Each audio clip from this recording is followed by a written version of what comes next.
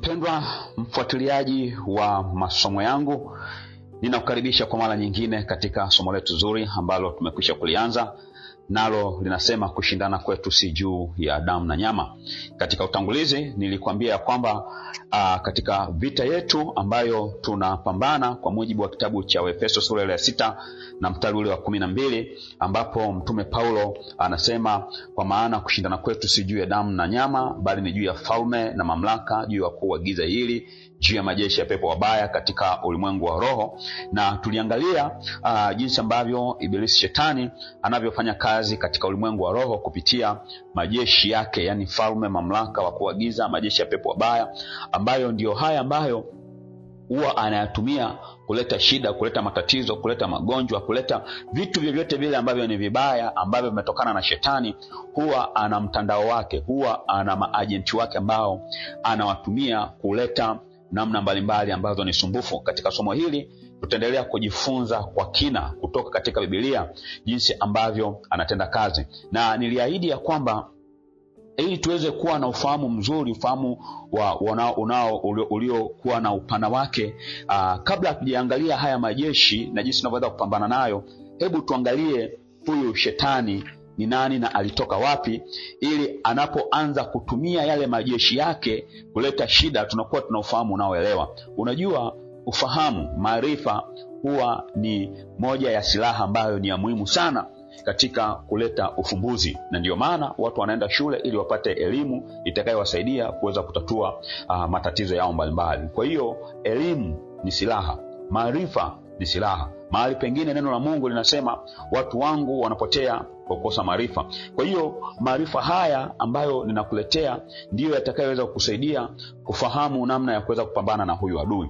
Kwa hiyo katika fundisho letu ambalo tunaanza nalo katika mtiririko huu, ni naanza na sura ya kwanza ya kitabu hiki ambacho pia nimekiandika, ambacho mafundisho haya yanatoka huku, nayo ninaanza kuongea kuhusu kuumba kwa malaika. Kwa nini tunaongea kuumba kwa malaika? Kwa sababu shetani hakuumbwa akiwa shetani. Shetani alibadilika kuwa shetani, lakini Biblia inatufundisha ya kwamba yeye alikuwa ni malaika, alikuwa ni kerubi afunikaye. Sasa huyu kerubi afunikaye ndiyo katika harakati za kuendelea kumsifu na kumwabudu Mungu aliingiwa na hali ya wivu, hali ya tamaa ya kutaka kufanana na Mungu, alafu Mungu akaamua kumpiga na kumshusha na kumuondoa kule mbinguni. Kwa hiyo shetani kama shetani hakuumbwa akiwa shetani, bali aliumbwa akiwa ni malaika. Sasa huyu malaika alikuwa ni malaika wa aina gani? Ndio hapo ambapo sasa tunaanza sura ya kwanza ambayo nimeongea kwamba kuumbwa kwa malaika. Katika simulizi za uumbaji wa dunia na vilivyomo katika dunia, kwa mujibu wa kitabu cha Mwanzo zile sura ya kwanza, Biblia inaelezea uumbaji wa dunia, inaelezea uumbaji wa vitu, mimea, wanyama kwa muda wa siku 5, na hatimaye hitimisho la uumbaji ilikuwa ni mwanadamu aliyeumbwa siku ya 6. Na tunafahamu kabisa kwa wasomaji wa Biblia, tunajua kwamba siku ya 7 Mungu alipumzika. Lakini kwa mara ya kwanza katika kitabu cha Mwanzo, shetani katika umbile la nyoka anaonekana akiongea na Adam na Eva, na hatimaye anafanikiwa kumlaghai na kumdanganya. Unazipata hizi habari katika kitabu cha Mwanzo sura ya 3 mstari wa 1 hadi ule wa 6. Kwa sababu shetani kwa mara ya kwanza anaonekana katika umbile la nyoka katika kitabu cha Mwanzo sura ya 3, na kwa kuwa katika simulizi za uumbaji hakuna dokezo la wazi au la moja kwa moja juu ya kuumbwa kwa shetani ndani ya siku zile 6 za uumbaji, basi ni dhahiri kwamba wakati mwanadamu anaumbwa siku ya 6, shetani tayari alikuwa ameshaumbwa kabla ya mwanadamu. Na ninapenda ufahamu kabisa kwamba jina shetani kwa lugha ya awali ambayo Agano la Kale liliandikwa lina maana ya adui au mpinzani. Uadui huu au upinzani huu ulianza lini? Uchambuzi wa neno la Mungu unatuonyesha kuwa uadui huu na upinzani huu wa shetani hakuumbwa nao. Kwa maana hiyo, ikiwa hakuumbwa nayo, hakuumbwa akiwa shetani. Kama hakuumbwa akiwa shetani, aliumbwa akiwa katika hali gani? Na ni kitu gani kilisababisha akawa shetani?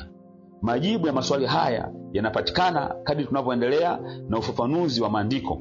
Katika kitabu cha Mwanzo sura ya 2 mstari wa 1, Biblia inasema, basi mbingu na nchi zikakamilika na jeshi lake lote.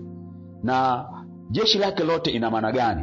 Tunapoendelea kusoma maandiko, hasa unapopitia vitabu mbalimbali, kwa mfano katika kitabu cha Kutoka sura ya 20 na mstari wa 11, Biblia inasema, maana kwa siku 6 Bwana alifanya mbingu na nchi na bahari na vyote vilivyomo, akastarehe siku ya 7. Kwa maana hiyo sasa, kama ndani ya siku 7 alikuwa amekwisha kuumba vitu vyote, ina maana ya kwamba ndani ya siku hizo 7 Mungu alikuwa ameshakamilisha kuwaumba malaika pamoja na viumbe wengine wa kiungu au viumbe vya kiroho walioko mbinguni. Ndio maana yake hiyo. Na mahali pengine, kwa mfano katika Biblia, katika Agano la Kale, unaposoma kitabu cha Wafalme wa Kwanza sura ya 22 na mstari wa 19, unaposoma Nyakati wa Pili sura ya 18 na mstari wa 18, unaposoma Zaburi ya 103 mstari wa 20 na 21, na Zaburi ya 148 na mstari wa 2, na pia katika Agano Jipya ile sura ya 2 ya kitabu cha Luka na mstari wa 13, utaona kwamba neno jeshi katika maandiko limetumika kumaanisha malaika. Kwa hiyo Biblia inapoongea habari ya kwamba Mungu aliumba dunia pamoja na jeshi lake lote, ina maana ya kwamba ni pamoja na malaika. Na kwa maana hiyo ina maana hata shetani kama malaika naye alikuwa ameumbwa. Kwa hiyo tafsiri hii pia unaikuta katika kitabu cha Nehemia sura ya 9 na mstari wa 6, ambapo Nehemia anasema, wewe ndiye Bwana, wewe peke yako ulifanya mbingu za mbingu pamoja na jeshi lake lote, dunia na vyote vilivyomo, bahari na vitu vyote. Kwa hiyo hapa neno jeshi, tunaposoma neno jeshi, ina maana ya kwamba ni malaika. Na tunaposoma kitabu cha Mwanzo sura ya 1 mstari wa 1, Biblia inasema hapo mwanzo Mungu aliumba mbingu na nchi.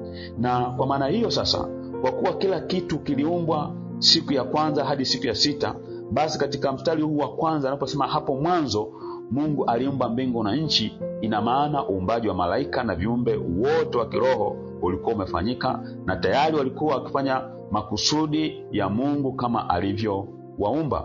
Sasa ni muhimu sana tukaanza kuangalia zana nzima ya malaika waliumbwa wakati gani. Lakini tunaposoma katika kitabu kile cha Mwanzo, zipo nadharia za kitheolojia za kisomi zinazosema kwamba kuna ile sura ya kwanza mstari wa kwanza, kuna gap kati ya mstari wa kwanza na wa pili, na nadharia hii inasema ya kwamba kati ya mstari wa kwanza na mstari wa pili ulipita muda mrefu baada ya mbingu na nchi kuumbwa. Ukisoma ile mstari kama hapo mwanzo Mungu aliumba mbingu na nchi, na ni mstari wa kwanza. Kwa mstari wa pili anaongea nayo nchi ilikuwa ukiwa tena utupu. Sasa ni katika muda huo mrefu kati ya mstari wa kwanza na wa pili ndipo malaika na viumbe wa kiroho walipoumbwa. Kwa maana hiyo ndipo ambapo pia na malaika ambaye alikuja kuwa shetani naye pia aliumbwa hapo. Katika kitabu cha Ayubu sura ya 38 mstari wa kwanza hadi wa 7 inatusaidia kupata picha ya uumbwaji wa malaika na viumbe wa kiroho kabla ya vitu vingine. Katika ile sura ya 38 ya kitabu cha Ayubu na mstari wa 4, Biblia inasema Mungu alikuwa anamuuliza Ayubu, anasema, ulikuwa wapi nilipoiweka misingi ya nchi? Na ule mstari wa 7 anasema, hapo nyota za asubuhi zilipoimba pamoja na wana wote wa Mungu walipopiga kelele kwa furaha. Kwa hiyo mistari hii, kwa mujibu wa wafanuzi na wachambuzi wa neno la Mungu, ni kwamba wakati Mungu alipoumba dunia, yani Mwanzo ile moja, viumbe wa kiroho pamoja na malaika ambao waliumbwa kwanza waliimba na kumshangilia Mungu. Kwa maana hiyo sasa, hawa malaika ambao waliumbwa na Mungu na Ibilisi, shetani ambaye kabla hajawa shetani naye alikuwa katika grupu hilo la malaika. Kwa hiyo malaika ni viumbe wa kiroho ambao neno la Mungu linatufundisha kuwa waliumbwa kwa ajili ya makusudi ya Mungu. Nehemia anasema katika ile sura ya 6 na mstari wa 9, anasema, wewe ndiye Bwana, wewe peke yako, wewe ulifanya mbingu za mbingu pamoja na jeshi lake lote, yani malaika, dunia na vyote, bahari na vitu vilivyomo, nawe unavihifadhi vitu hivi vyote na jeshi la mbinguni la kusujudu wewe. Unaona? Kwa hiyo malaika hawa waliumbwa kwa makusudi maalumu, na moja wapo lilikuwa ni la kumtukuza Mungu, Mungu kwa kumsifu na kumwabudu. Sasa malaika hawa wamegawanyika kulingana na hadhi na kazi na nyajibu zao. Malaika wamegawanywa kulingana na hadhi na kazi na nyajibu zao. Kuna siku tutajifunza tena kazi za malaika, jinsi wanavyofanya kazi kulingana na wanavyoagizwa. Na wafafanuzi wa neno la Mungu wana mitazamo tofauti juu ya mgawanyo wa madaraja ya malaika, lakini kimsingi tunajua kwamba malaika wamegawanyika. Na mgawanyo huu kwa mujibu wa wafafanuzi wa neno la Mungu wanatuambia yupo malaika mkuu ambaye ni Mikaeli, alafu yupo malaika Gabrieli ambaye ni mjumbe wa Mungu, alafu wapo maserafi, alafu wapo makerubi, alafu vipo viumbo vya kiroho. Kwa hiyo wafafanuzi hawa kwa mujibu wa neno la Mungu wanaendelea kututhibitishia kwamba malaika wapo, na uwepo kwa malaika na kazi zao kama zilivyoainishwa katika neno la Mungu, hilo halina mashaka, kwani katika ngazi hizi za malaika wapo malaika wa aina mbalimbali na wanaotofautiana. Sasa katika mipangilio hii ya malaika, pamoja na kutofautiana nayo, yupo malaika mmoja anayeitwa kerubi. Sasa malaika huyu aina ya kerubi ndiyo asili ya shetani kabla hajaanguka. Kwa hiyo shetani alikuwa ni malaika aina ya kerubi. Sasa tunaenda kuangalia huyu malaika aina ya kerubi au malaika aina ya makerubi walikuwa na kazi gani, walikuwa wanafanya nini, ili tuendelee kufahamu huyu jamaa jinsi anavyotenda kazi, tujue asili yake kabla hajaanguka.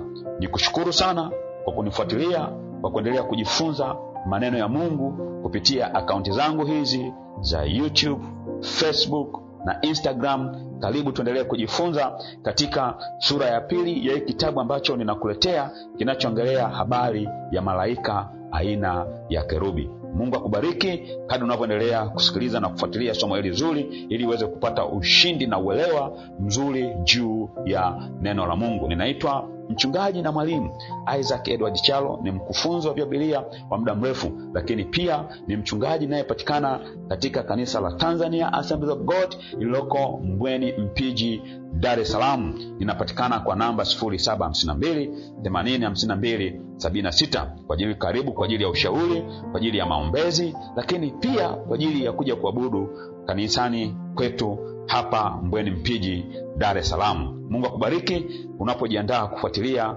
somo linalofuata linalosema malaika aina ya makerubi.